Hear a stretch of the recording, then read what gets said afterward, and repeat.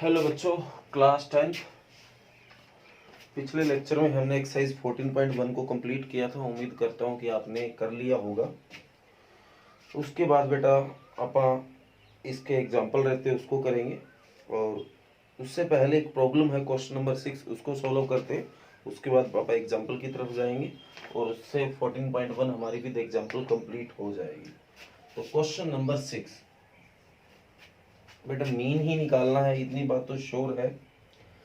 The table show the table below show the daily expenditure on food of 20 household in a locality। मतलब बेटा 25 घरों में जो food पे जो खर्च होता है, भोजन बनाने में जो खर्चा आता है, उसके बारे में बताया हुआ है। जैसे 100 से 150 रुपए 4 घरों में खर्चा आता है, 150 से 200 रुपए 5 घरों में खर्चा आता है, 200 से 250 12 घरों में आता है। Find the mean daily expenditure on food by suitable method. Suitable अब समझ गए ना, तो यहाँ टाइप बताने लग गया ना कि सूटेबल। हालांकि हमारे लिए तीनों ही सूटेबल होते हैं, तो वो हमें डिसाइड करना होता है कि कौन सा मेथड लगाना होता है। तो बाई नेम तो नहीं आया, पर कह दिया जो आपको बढ़िया लगता हो। तो देखो इसका मतलब 3 मेथड में से जो आपको ठीक लगता हो वो लगा लेना। देखिए बेटा आगे बढ़ते हैं आप। तो अगर आपको डायरेक्ट मेथड यूज करना है तो 4 बॉक्स, और बाकी अगर आपको कोई ओ यूज करने हैं तो 5।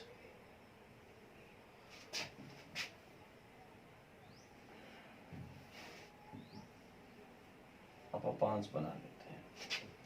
स्टेप डिवीजन बेटा क्वेश्चन को जमा आसान कर देता है, तो उससे किया करो पग विचलन विधि द्वारा। तो यहाँ डेली एक्सपेंडिचर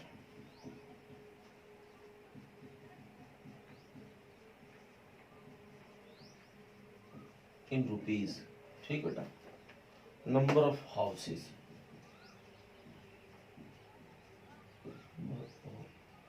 हाउसेस को FI के नाम से जाना जाता है। 100 से 150, 150 से 200, 200 से 250, 250 से 300, 300 से 350।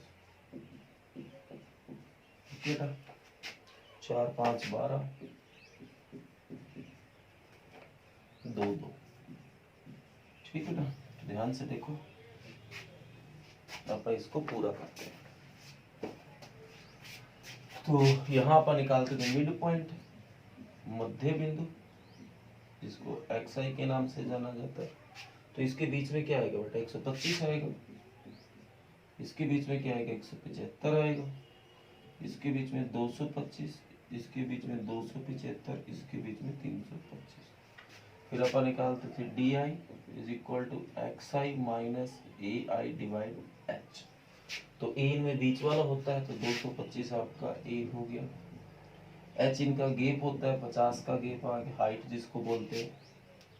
तो वैल्यू रखो, तो 125 माइनस 225 डिवाइड बाई 50। तो 125 में से 225 आएगा माइनस का 100 बटा 50, माइनस का 2, आगे माइनस 1 आएगा, 0 आएगा, 1 आएगा, 2 आप निकाल लेना। ये सीरीज जो चल पड़ती है वही आंसर है, उसी में चलता रहता है। फिर DI FI है बेटा, इसकी और इसकी मल्टी, तो ये -8, -5, 0, 2 और 4। यहाँ पर सम करते थे, sigma I1 to N FI आपका है शायद 25 थे, 4 16, 5 21, 4 25, और इसका लास्ट के जोड़ते हैं। तो ये 4 2 6 तो प्लस का है, माइनस का 13 है, तो माइनस का 7 बचा है। तो mean by step division method. Okay बेटा, पग विचलन विधि द्वारा माध्यम निकालने का फार्मूला आपको कई बार बता दिया, A plus sigma FI DI I1 to N divide by FI I1 to N multi H। A की वैल्यू 225, इसकी वैल्यू यहाँ प्लस यहाँ -7, डिवाइड बाई 25 गुणा h की वैल्यू 50 हाइट, तो ये इससे 2 पे कटा, तो 225 माइनस 14, तो ये आपका आ गया माइनस का 211। तो ये आपका मेन आ जाएगा। अगर सारों का अगर औसत खर्चा निकाले आप तो 211 रुपये हर हाउस का है। आप आंसर मैच कर लेते हैं कि कोई कैलकुलेशन मिस्टेक ना हो जाए, इसलिए आंसर मैच करना जरूरी है बेटा। 14.1 का ही क्वेश्चन नंबर 6 बिल्कुल सही है बेटा, 211। तो ये बेटा क्वेश्चन नंबर 6 था, किसी बच्चे की प्रॉब्लम थी।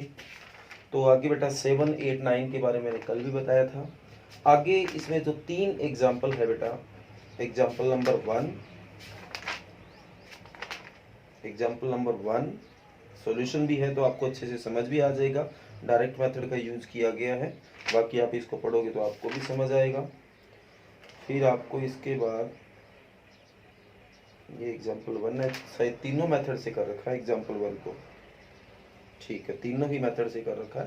तो आपको बस स्टेटमेंट देखना है और अपने आप सवाल को करते रहना है। आप एक मेथड से ही चाहे कर लेना, बाकी इसने समझाने के लिए तीनों मेथड यूज किए, आप कोई एक मेथड जो आपको ठीक लगता है वो प्रयोग कर लेना।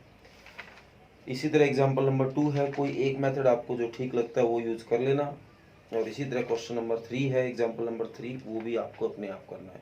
तो आज बेटा आपको घर से तीनों एग्जाम्पल, और अगर आपकी 14.1 में क्वेश्चन नंबर 6 प्रॉब्लम था तो वो भी मैंने सोल्व कर दिया।